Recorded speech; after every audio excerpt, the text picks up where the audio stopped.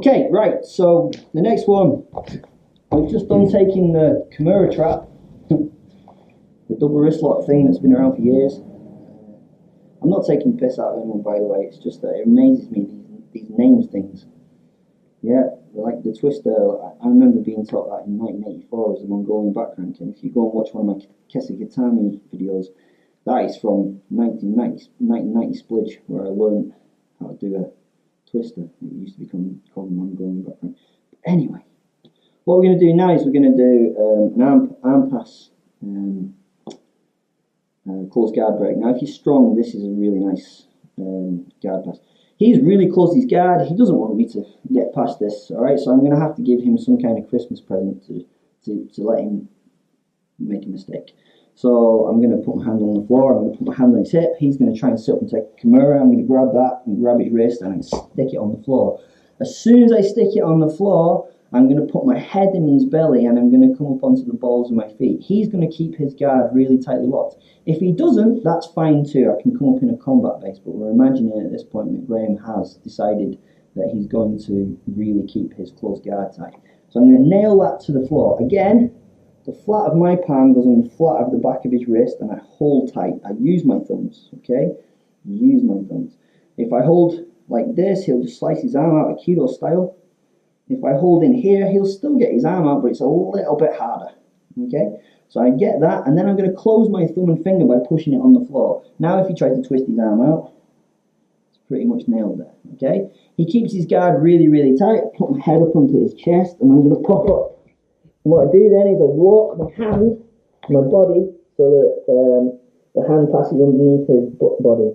I'm then going to switch hands, and I grab his wrist with this hand, and I pull it through, and then I'm going to take the body back down.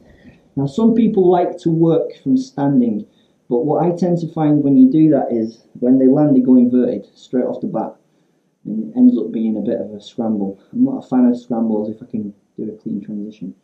Once I'm in here, he doesn't have any way now of stopping me breaking this guard. Once I break the guard, drive my hip in over the top. Okay, if I do this, it's almost impossible for him to hook over the top of this leg. Yeah, keep hold. I'm going to trap his thigh between my ball of my foot and my knee as I drive that to the ground. Look what I do with this. I'm splitting his kipper. I'm keeping loads of pressure here. I'm not allowing him to step this foot around to put it back in. Doesn't matter if he gets an underhook. I don't give a shit if he gets an underhook at the moment. I drive my knee to the floor and I push into him. As I push into him, I'm going to take this leg out and step it across my back leg.